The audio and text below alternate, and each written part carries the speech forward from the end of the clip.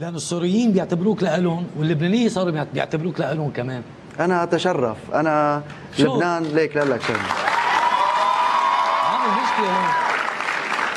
أول شيء أنا وعم بحكي بعد إذنك أستاذ زين، بس سمعني كورد لا هيك، أنا وعم بحكي بس أنا سوريتي هويتي وجه الشمس بيتي والغيم اللي بيروي الأرض شربان رجوليتي وسوريتي هويتي وجه الشمس بيتي والغيم اللي بيروي الأرض شربان رجوليتي عشاق عشاق عشاق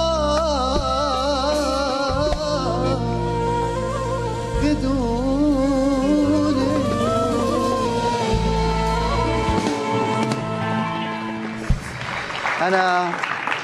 لكن أنا سوري الجنسية والهوية والهوى وبكل فخر.